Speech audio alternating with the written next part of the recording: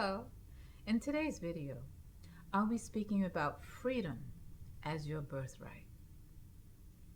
But before we get started, I want to thank you for taking the time out to visit my channel. And if you feel like you were informed or entertained after watching, please support the channel by liking and subscribing. Also, turn on that notification bell so you'll know when I post new content.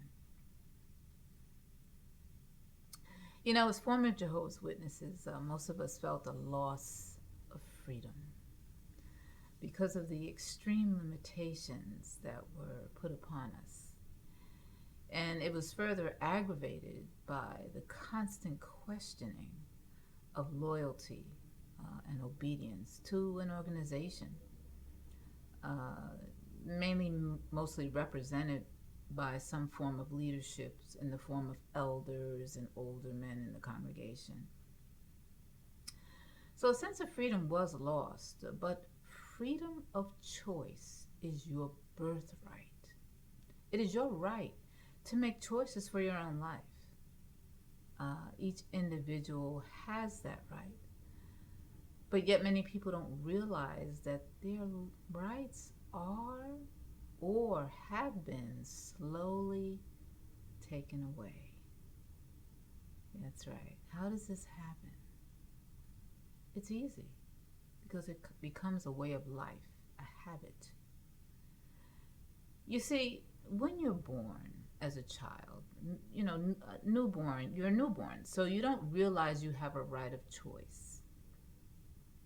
Of course, the first few years of your life, you were spent doing whatever you were told in whatever environment that you were born into.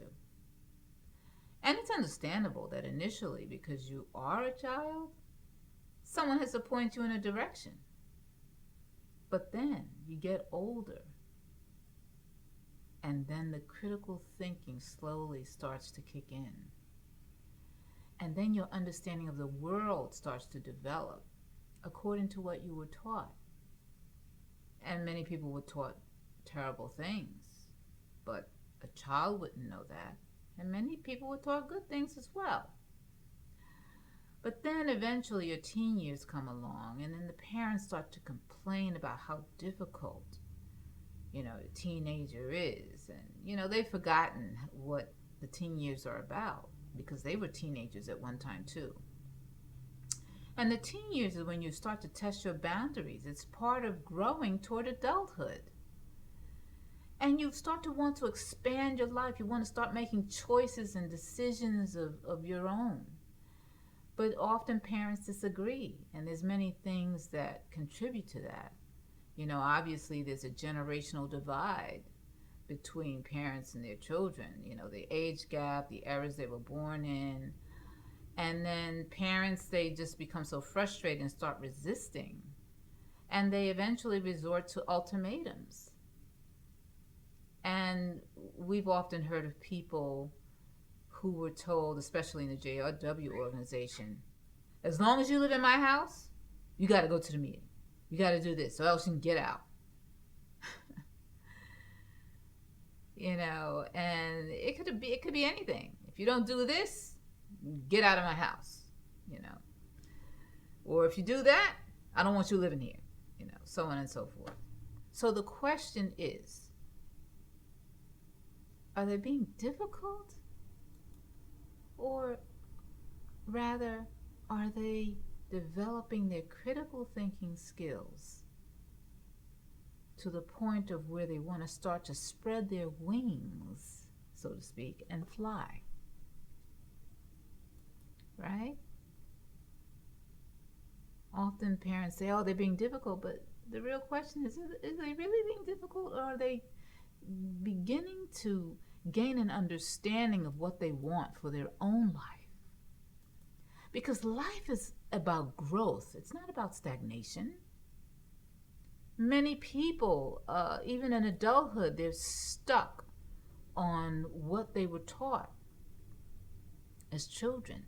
They may say things like, oh, my mother told me this and this and that, and that's what I've been doing ever since, And sometimes that advice might be very beneficial. But many times it's old and ancient advice that doesn't apply anymore. And it's not to blame anybody. It's fine because the parents did the best they could under the conditions that they lived in at that time, a generation or two ago. But that was their life. That was the parents' life. That was their choice at that time. And I stress the at that time is because I often think of my own parents. You see, they started very young in the Jehovah's Witness organization, and they only knew what they knew. They thought that Jehovah's Witnesses was the best way to live their lives at that time. You see, and this was decades ago. But see, that was their life at that time. But those days are over. You have a choice. Everyone has a choice. And people have learned, wait a minute, we have choices here. Just because I don't agree with a particular way of or doctrine, whatever, doesn't mean I'm a bad person. Doesn't mean that there's something wrong with me. No. You've got to stand up for yourself. And that takes courage. It's not easy. You see, it takes courage to be happy, to take a stand for your life. It really does. Because most people are concerned with being likable or agreeable. Let's just go along to get along. That's their attitude. But particularly in the Jehovah's Witness organization, they say things like, well, if you do this, you'll have Jehovah's favor. You'll get extra privileges. And that translates to more work. That can be said about Jehovah's Witnesses, but you know what? It could also be said about anything else. Yes. What do jobs do? They do the same thing. We'll promote you. But what comes with that? Well, instead of working 10-hour days, which is already long enough, you'll end up working 14 and 16-hour days, and everything gets piled on. But yet you got a promotion. They throw more money at you, and you're like, yeah, really. Your valuable time is taken away from your family, your loved ones, and you're overwhelmed and stressed. And if it's not that job, it could be anything else. It could come from anything else in your environment, such as the mothers and fathers and children making demands, and of course jobs and organizations and bureaucracies. They almost everywhere you turn, they want you to be a certain kind of way. They want to tell you how to be. And that is the obvious trampling on of your birthright.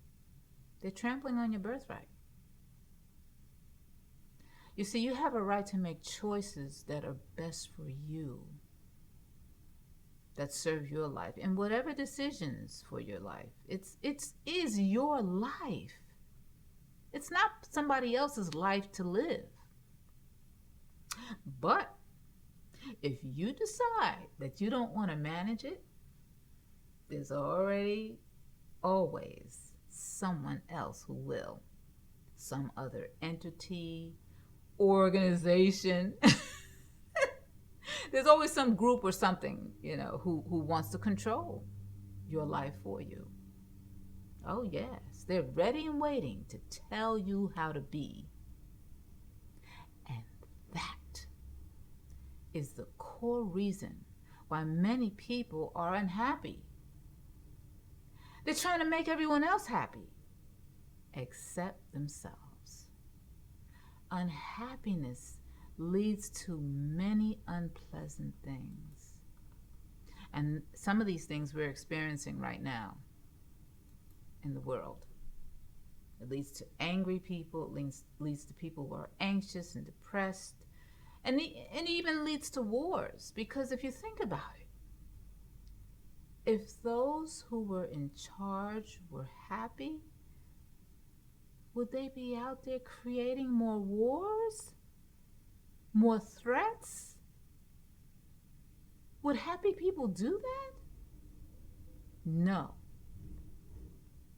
Bitterness, hatred, and all kinds of unpleasantness, they stem from unhappiness, which stems from fear. Fear is at the core of unhappiness. Everything is connected, and it begins with your birthright. Your birthright is to have the freedom of choice, getting outside the confinement that you were taught to live, to have choices of your own choosing for your life. That's where your happiness begins, because happiness is a choice. So remember this: choose to be happy every day. Thank you for watching, and have a happy day. Bye-bye. Thank you so much for watching. Please like and subscribe to my channel. And remember, tap that notification bell so you'll be notified when I post new content.